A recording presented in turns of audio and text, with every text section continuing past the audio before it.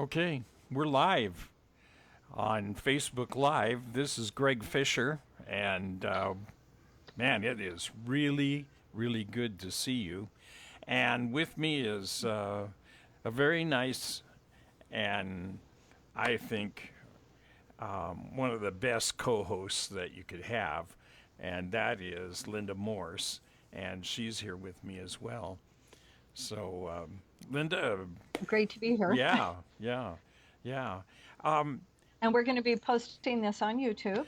this posts on YouTube on two channels. One hmm is my own channel, Greg Fisher on YouTube, and then Linda, you have a channel as well, and that is For Write Stuff, like write a letter, WRITESTUFF. Because I don't just write letters, I write other stuff. yeah, prolific writer. I'm thinking about having her take care of my doctoral dissertation.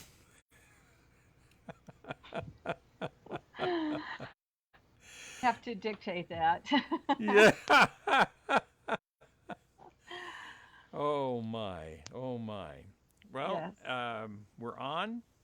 Um, we're viewers will be joining up with us here in a moment, but hmm yeah.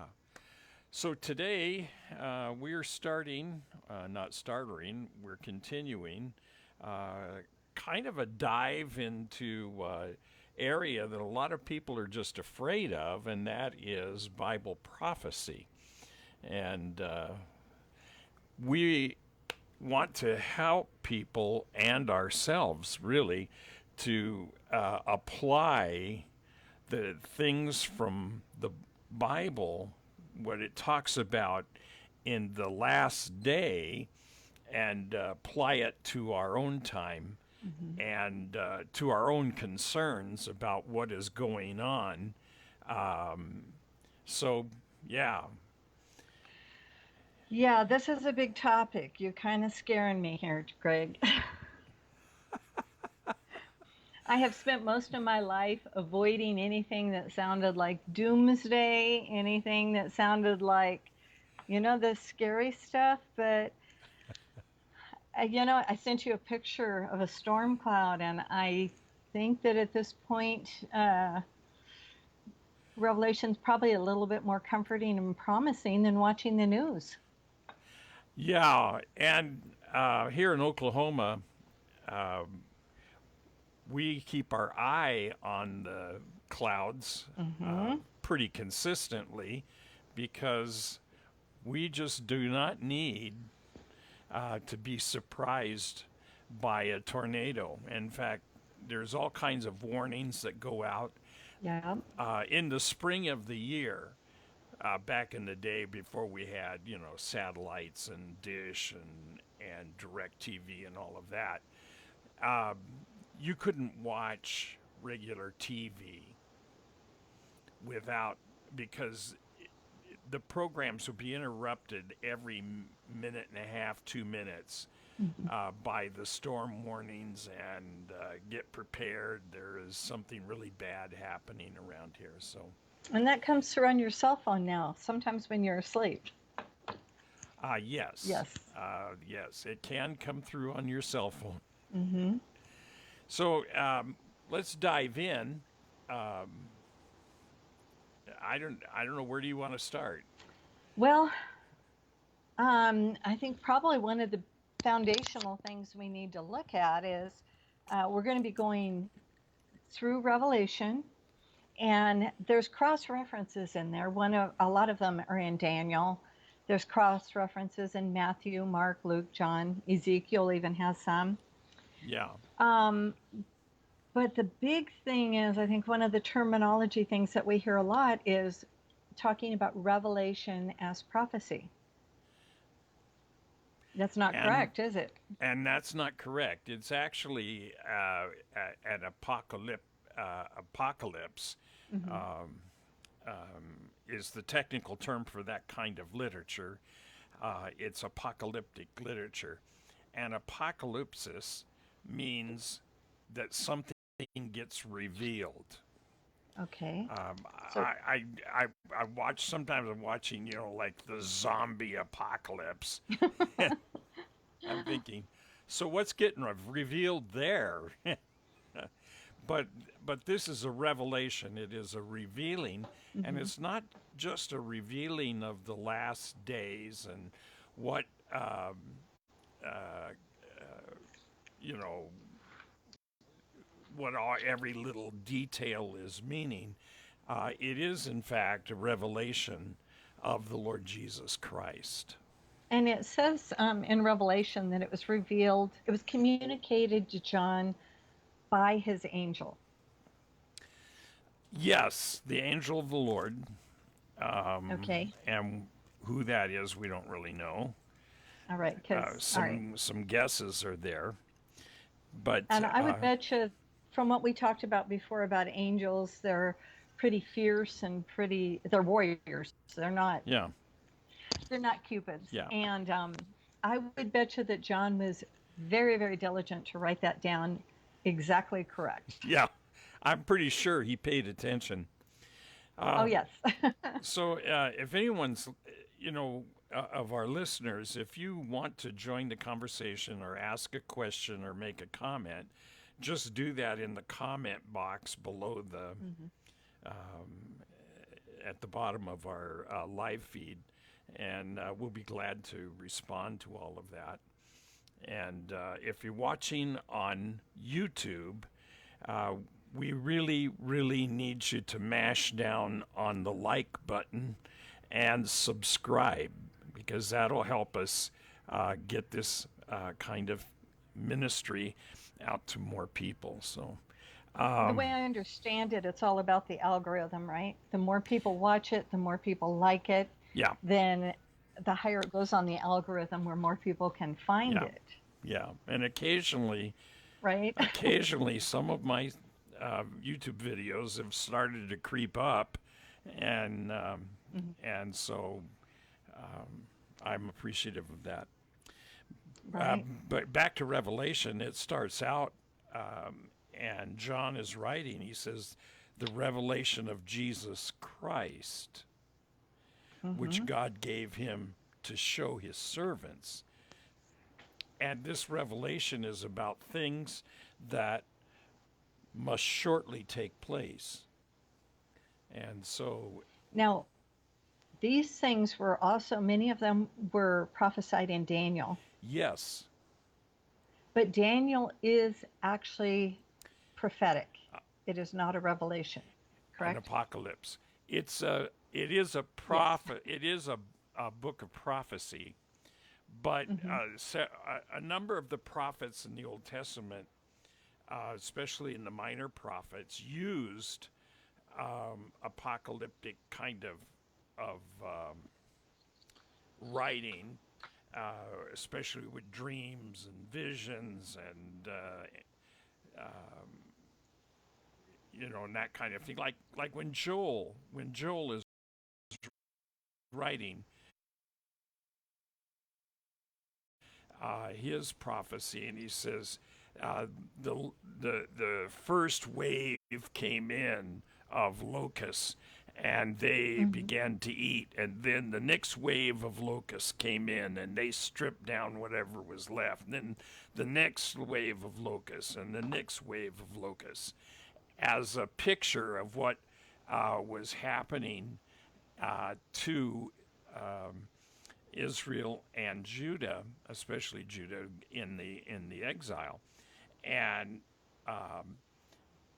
then Joel tells us that the Lord is saying, "I will restore the years that the locusts have eaten," and that's a pretty Okay. and that's kind of an example of that as well.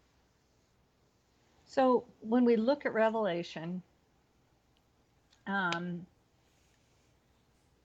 I'm trying to think of how to put this. It's not really subject to interpretation. It's subject to understanding, right? Well, both. Preferably, we Okay. would like to understand what is there, but it's difficult to understand. and Hmm. and sometimes some of the terminology, the big $10 words that get Yeah. used with thinking about Revelation, we have to strip those away and let people see something that is a little more relatable, I think. The And hopefully we can relate it to, I mean, one of the big things with the Bible in general is we know that it's relevant in the past, but it's also relevant today. But to try to understand some of the scriptures, we have to really understand them in the context that they were written, and then it translates to today. Yes, Correct? yes, that's called the historical grammatical hermeneutic method, or the way you interpret the Bible. And there are set rules for doing that, and they're the same rules that apply to ancient literature, that if you go back Greg, and you start. Did I do it again? you're kind of glitching. Oh, Yeah. okay. Let me make sure. Yep. Okay, I'm there.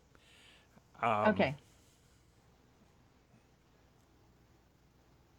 So we were talking about a $50 word this time, hermeneutical something or other. yeah, hermeneutics is simply methods of Bible study.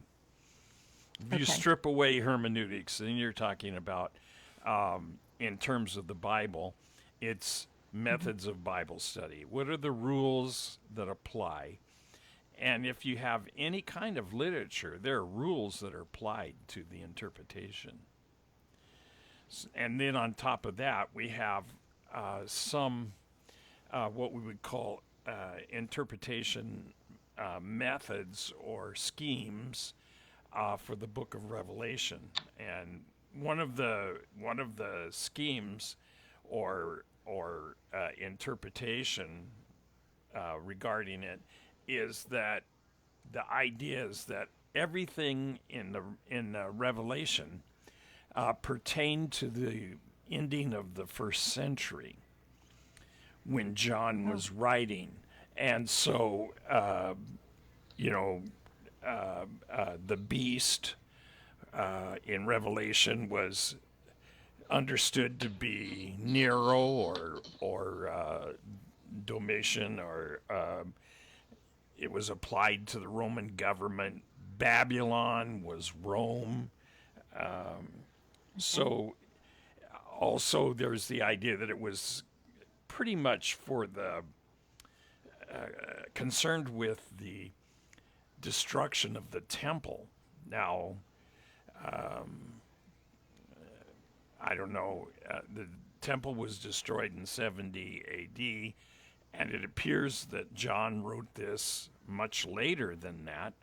So Hmm. I'm not too sure, that that I would be The basis comfortable for that. saying that. Yeah.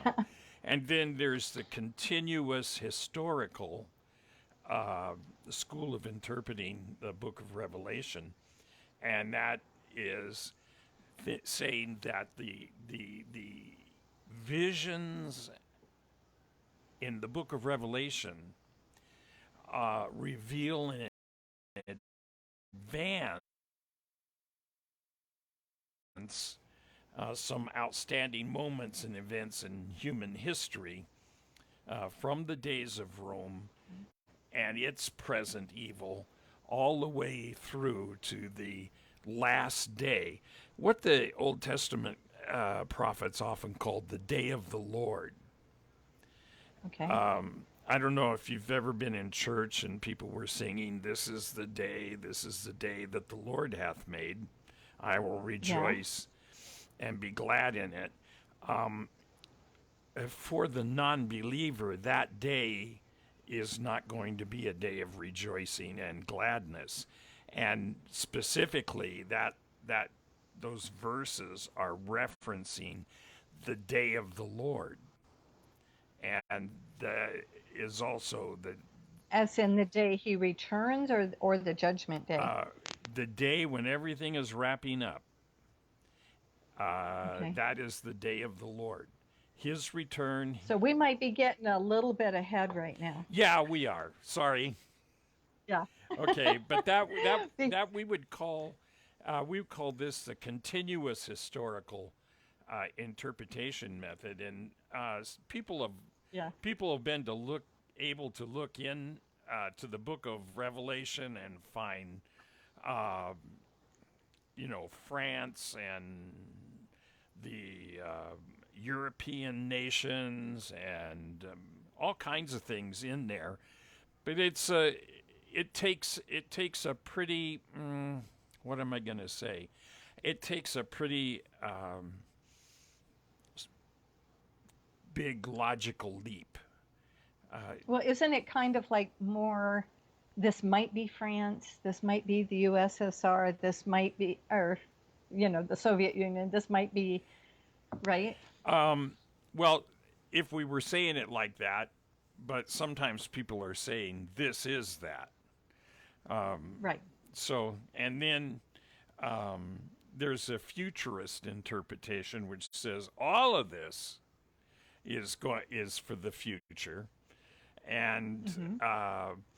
the kingdom of God is going to be set up on the earth because we as Christians will usher in the kingdom of God through various means, and then Christ is going to come and establish his millennial kingdom. And then, Oh, so they think that this world is it. It's gonna last forever.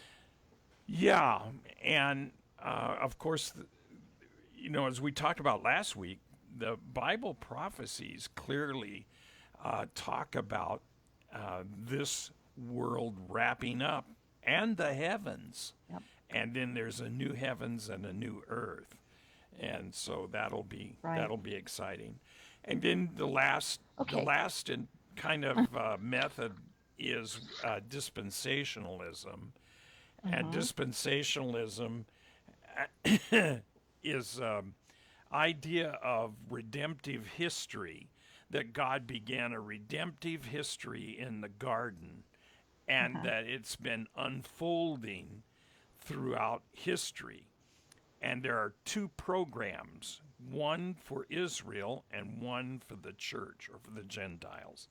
And Hmm. so then that's where we get into the pre-tribulation rapture, the the pre-wrath rapture of the church, the post-tribulation rapture that comes out of the Out of that dispensational.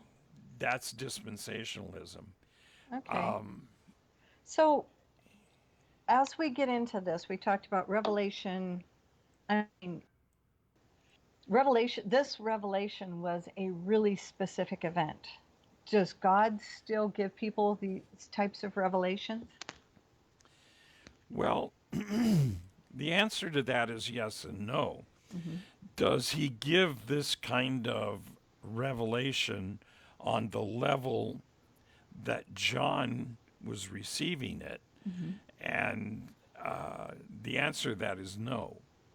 So it's No. more like he gives understanding, not He this gives us understanding big and revelation. Yeah. and insight and inspiration, Hmm. but God is not adding to His Word. No.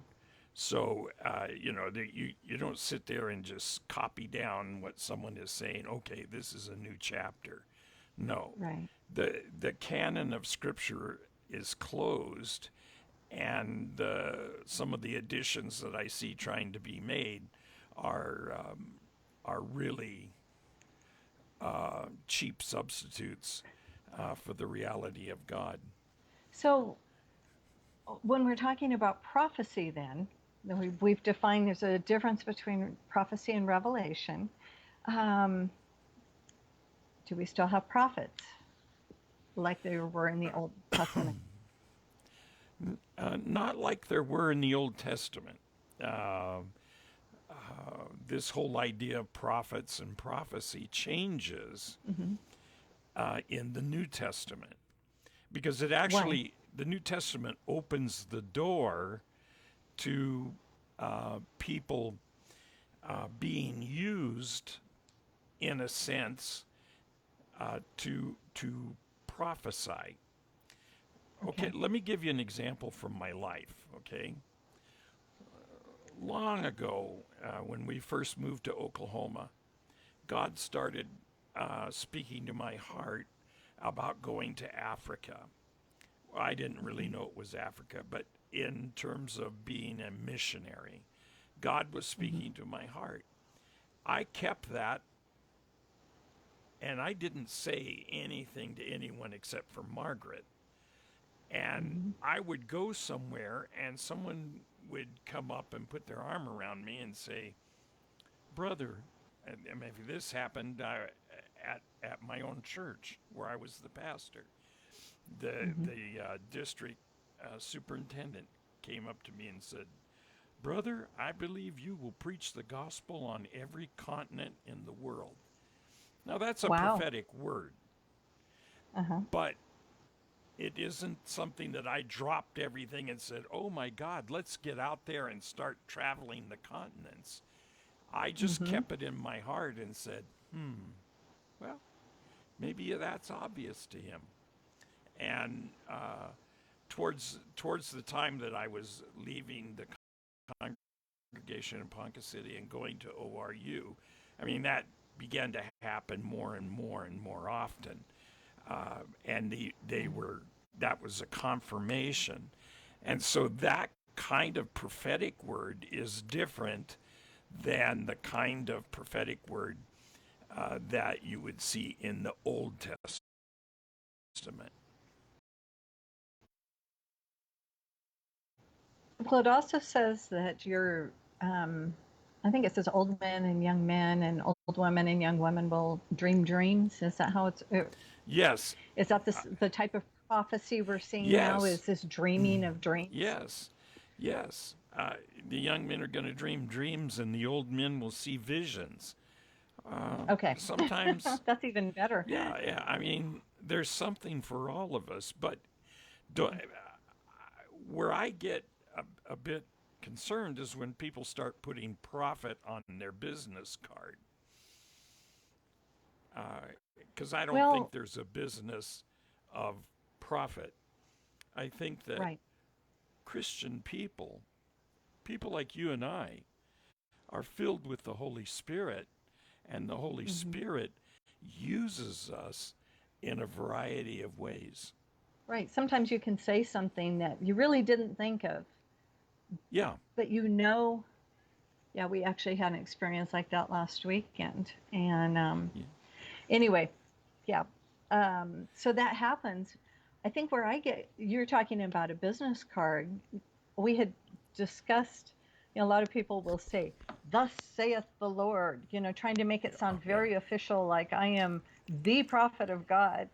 And first off, I think probably one of the things that bothers me when you start sounding real King James is that Jesus didn't live in King James times, Yeah. you know, No, that's exactly right. right? He didn't. That's exactly right. He didn't speak with Elizabethan English, No. And so when which, these addendums to the Bible come out in King James Version, I'm going, really? yeah, no, If it's a yeah, fresh revelation, it's going to be in today's language. yeah. That's pretty much right. When I was a kid growing up, of course, I grew up as a Pentecostal. My dad was a Pentecostal pastor, and if you scratch me and look under the surface, that's what you're going to find there. Uh-huh. But uh, people would get up and speak out in church and say, "Thus saith the Lord." Even as a kid, I was like, I don't know, what does that mean? Right.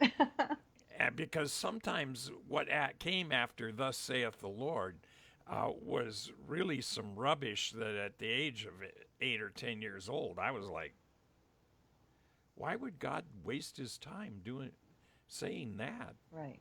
We all knew it. It's nothing new. Hmm. So, yeah, have I been used in that kind of prophetic gifting? Yes, I have. I've also been used as a pastor and a teacher. Right. I've also been used as an evangelist. And I've also been used in apostolic kind of ministry. So I think that God picks us up and says, I need to plug you in here, Hmm. do that, and okay, that's over. I'm going to plug you in back over here. And So we can't say, all right, when I was 16, I took a spiritual gifts inventory, and this is my gift, and I'm not moving from it. right, right, You know? because the gifting that you have and the gifting that I have is for the setting that we're in. Hmm. So And when you start different churches, like you have, sometimes you definitely will be used different. So I guess my next question is, how is biblical prophecy different than, say, Nostradamus or the tabloid stuff? I mean, we gotta be able to tell the difference, because there's a whole lot of stuff coming at us fast. yeah, that's right. Um, with Nostradamus, um, I get frustrated because all of these mumblings that he's written down are so vague that Right. you can make it mean anything. And I think God is much more specific than that when the holy men of old Hmm. spoke as they were carried along by the Holy Spirit. So, I have a problem with that. Tabloid prophecy is just, it's so sensationalized that I find it of little use, actually.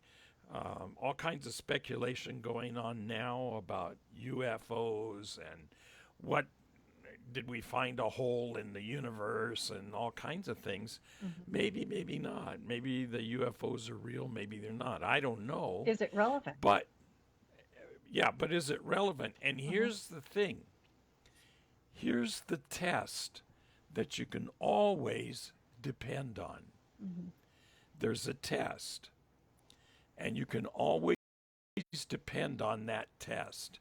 And that is this: the Holy Spirit of God never calls attention to himself. Hmm.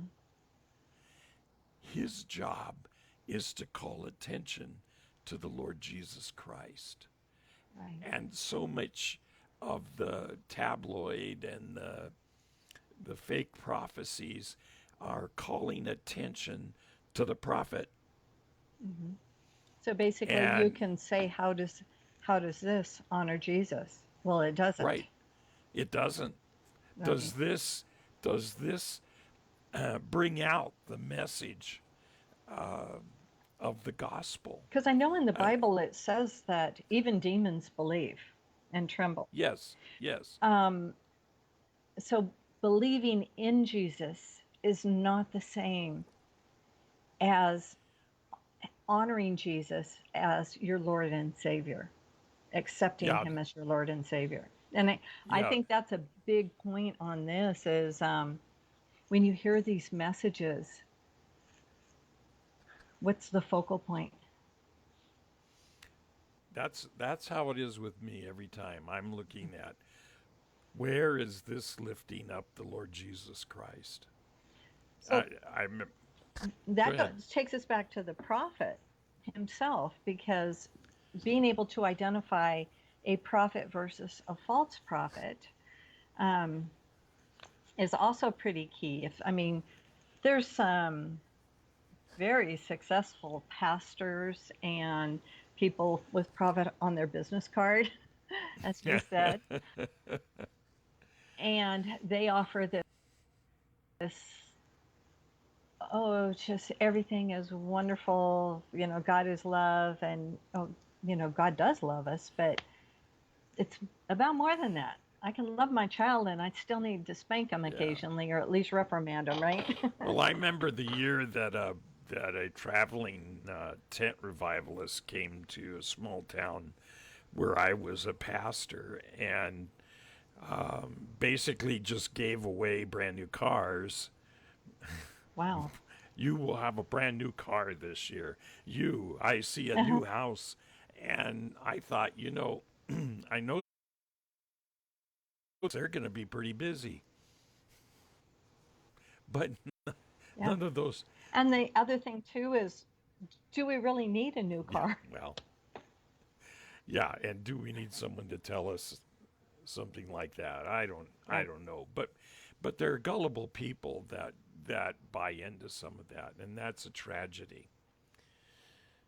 So, So we had talked about the prophet. Um, so basically, a lot of times they'll have false words, false promises. Sometimes they'll appeal to our national pride. yes, Um, is concerned about our nation. God's concerned about our nation, but is it the new Israel? No. It is a country that was founded by people who came here for a variety of reasons, among which was the freedom to worship Uh-huh. and freedom to live according to the Word of God as they saw fit. And so there is the foundation of our nation is on that Judeo-Christian ethic, but is this the city set on a hill? Yeah, I'm not too sure that is. I'm not too sure that's so. And so, Well, and honestly, we've abandoned a lot of those principles you just spoke about. yes, we have turned from it. And one of the things that I see going on that is kind of beyond really the scope of what we're talking about now, but what I'm seeing now is things seem to be following some patterns from ancient times. For example, I was just the other day I was watching a YouTube video and guy was had uncovered. They have uncovered as years ago they uncovered it a high place, a Canaanite high place, and the guy was explaining, the Christian who's also an archaeologist was explaining that when they did the original excavation of this site, the original archaeologist published his findings, and he had a whole chapter called "The Iniquity of the Moabites," Oh, and because this was where the altar was found, and it has, for example, the charred bones of infants. And remember, that was a Canaanite religion feature. Was was it Molech or something where yes, they? Molech, Yes. where they sacrificed them, and this also found older, you know, preteen and early adolescent skeletons where people had been sawn in half, or Yeah. or were beheaded, and all of that is right out there. Satan has a desire to get the children that should be a blessing And so, Hmm. it starts out now in our culture with um, abortion. Right. Back in the 70s, we some of the Christians were kind of looking a different direction, didn't see how important that would be. But abortion came into our country, and now what do we have? We now are talking to preteens about their gender Hmm. identity, and and this is Satan through his minions, the forces of darkness that are destroying the children. So he wants to mutilate this wonderful person that God made. Yes. And one of the things that I discovered also is that in some of the ancient traditional religions, they would have festivals. In one case, they called it a pride festival, and the men would dress up as women. Really. So, Yeah. there's some commonalities there. And I think that's what pushes us towards saying, wow, Well, and Rome did the same thing and then they fell. yeah, yes, So when we're looking at prophets trying to discern, we have to figure out if they're gaining anything from this, either financially or like reputation or things like that, right? mm-hmm, Are they trying to establish themselves as ultra important and an authority? But we also know that the Bible tells us to discern the spirits. yes. And that's in First John, where John Mhm. tells uh, his readers, beloved, don't believe every spirit, because there are Yeah. spirits out there that are not of God. And any spirit that does not confess that Jesus Christ has come in the flesh is not of God. Mhm. And And so that's another test. so many of these teachings that are false will have a sliver of truth. Some of them even emulate the Bible,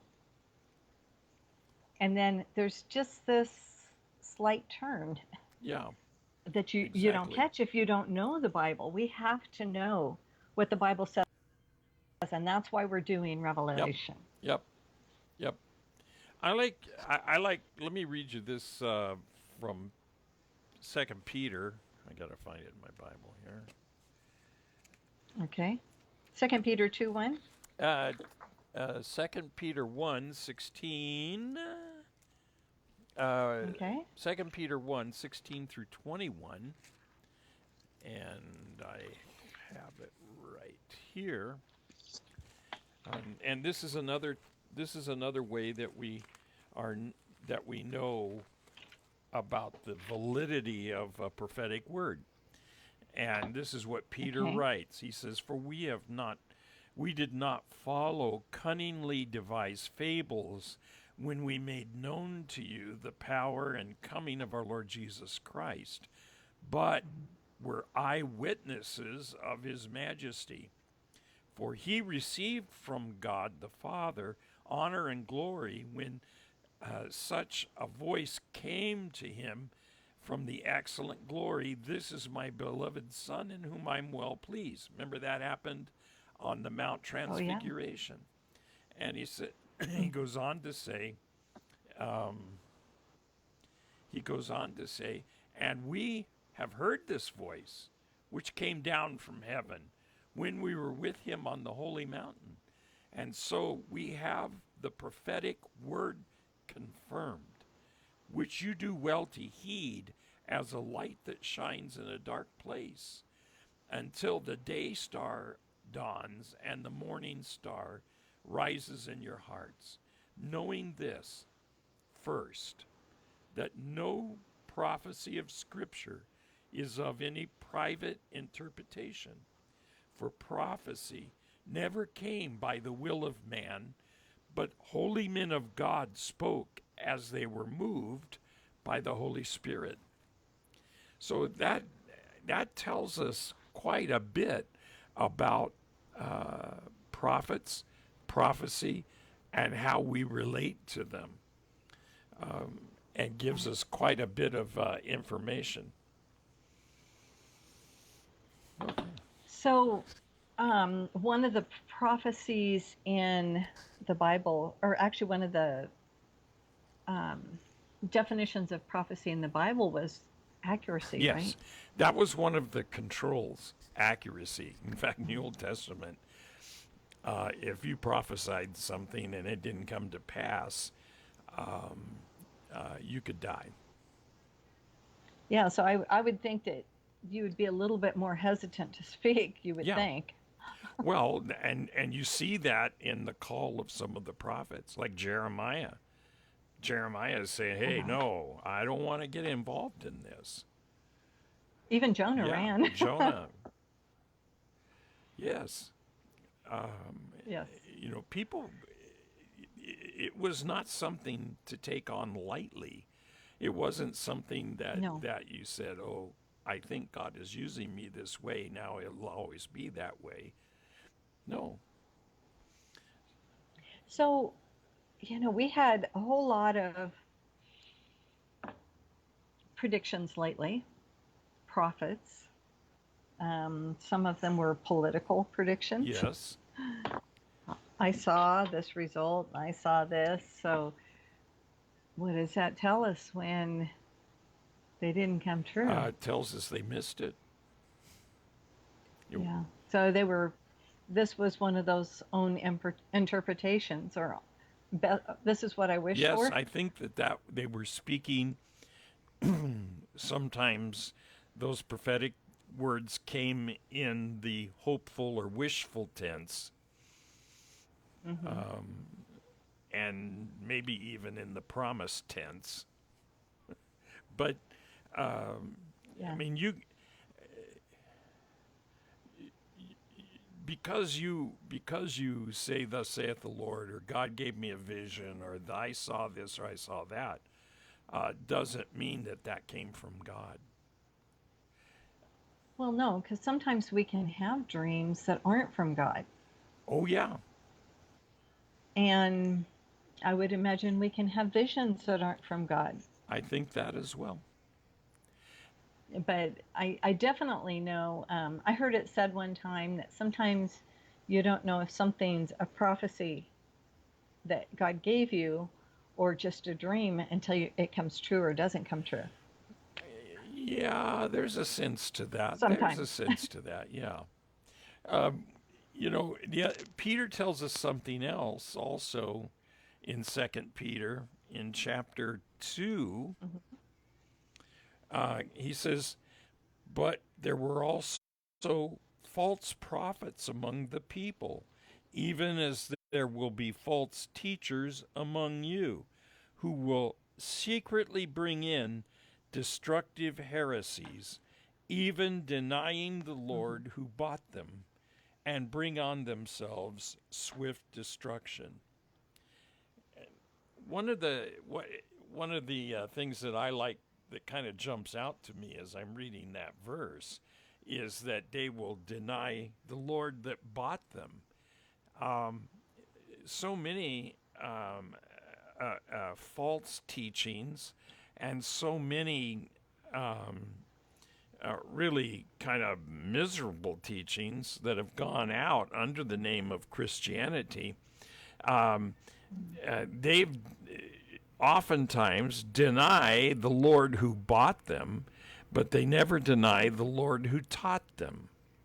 And so they're Mm. taking the teachings, separating it from the need for salvation and the salvific work of the Lord Jesus Christ, and trying to make just a good ethical teaching out of it.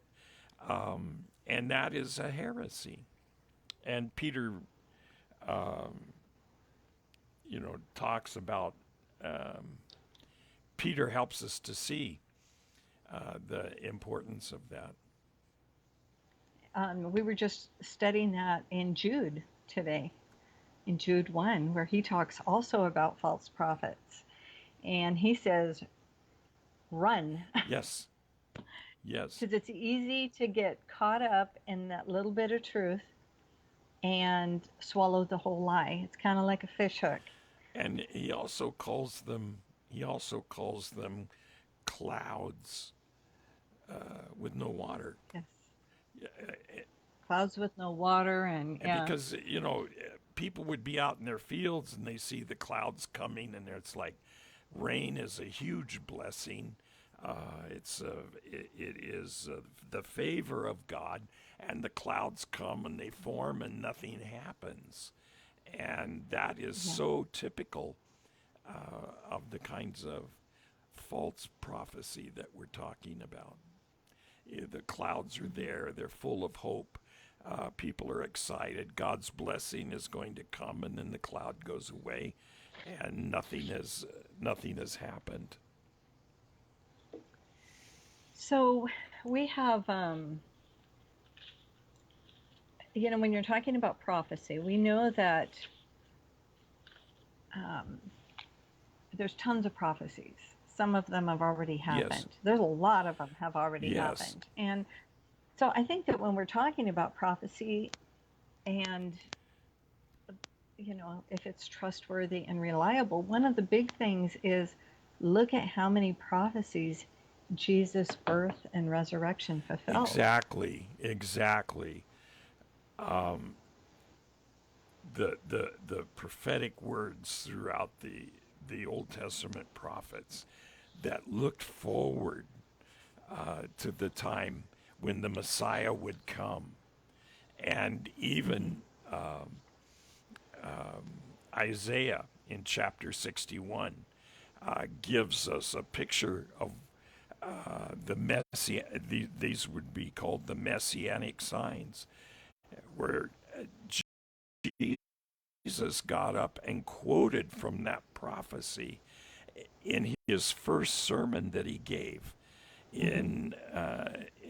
And he stood up and he said, the Spirit of the Lord God is upon me, and he has anointed me to preach the gospel to the poor, to set free those who are bound, to open blinded eyes, and to preach the acceptable year of the Lord. That's what he was doing. The acceptable year of the Lord was the year of Jubilee. And Mm-hmm. there's coming a day for us as Christians. There's going to be a wonderful day ahead, a day of Jubilee when all the debts will be canceled, not financial debts, but emotional and spiritual and damages that were done to our soul over the time that we've been in this world. And it's those debts are going to be paid in that Yeah. acceptable year of the Lord. Has there ever actually been a Oh jubilee? yeah. Oh yeah, the Okay. It Israelites. seemed like they got in trouble right before most of the jubilees. Yeah, but they kept the Jubilee. I mean, there's a cycle of years, and I think some Orthodox Jews are still practicing that and continuing the cycle of years. Okay. All right.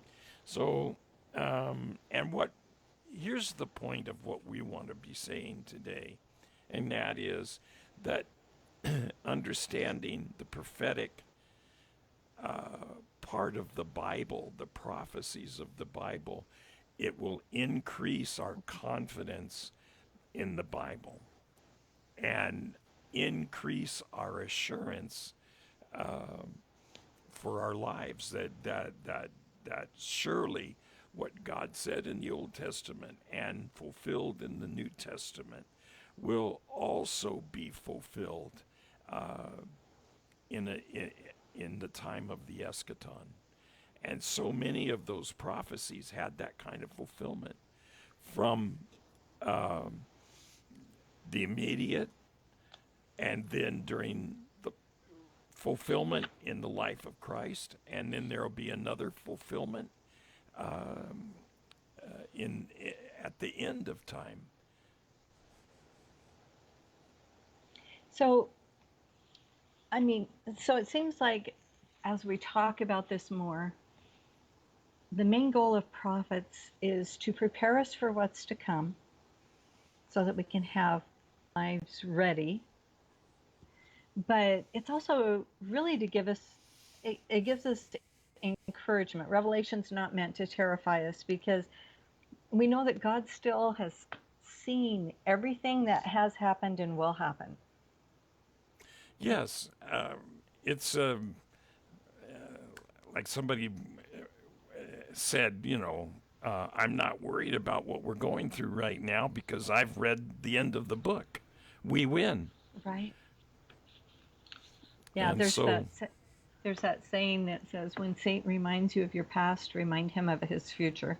yeah, exactly. Because Jesus has already paid for that. But that's one of our big things here is we want to go into this with a heart to learn, not looking for the zombie apocalypse.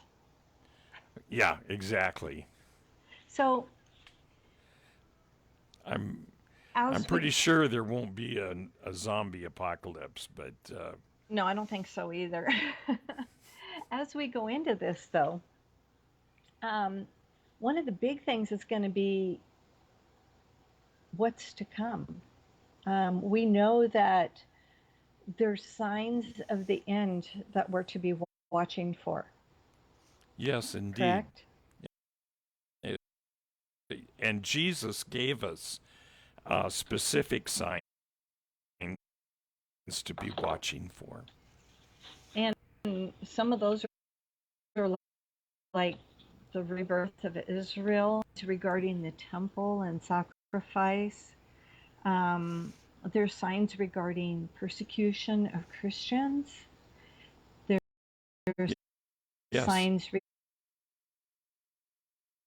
regarding the deceit of the elect about these false prophets coming in, which is why we talk about this so much. yes. And here's the thing. Uh, um, I seem we seem to have been lost there for a minute. Here's the thing. Um, the the the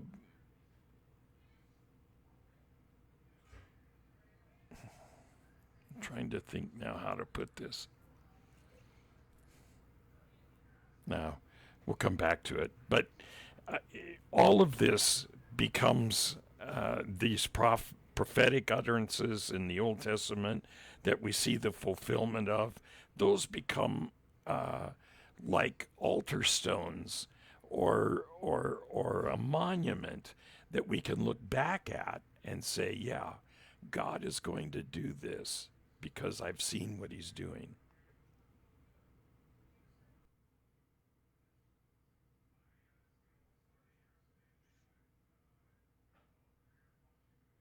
Hmm. Well, we seem to have lost Linda there. Um,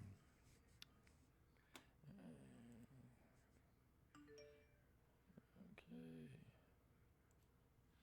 Let me see if we can get her back.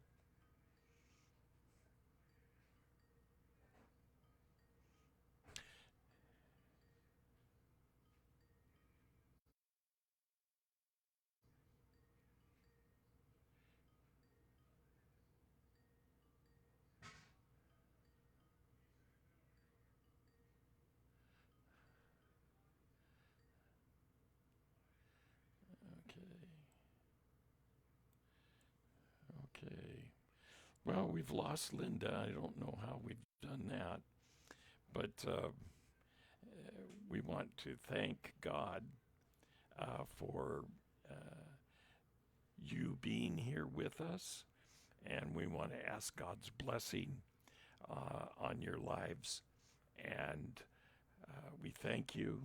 Um, we thank you for staying around to watch and to listen and to participate with us. So, next week we'll continue our discussion and look more into the scriptures of Revelation and Daniel. And God bless you. You have a great day today, and we'll see you again next week.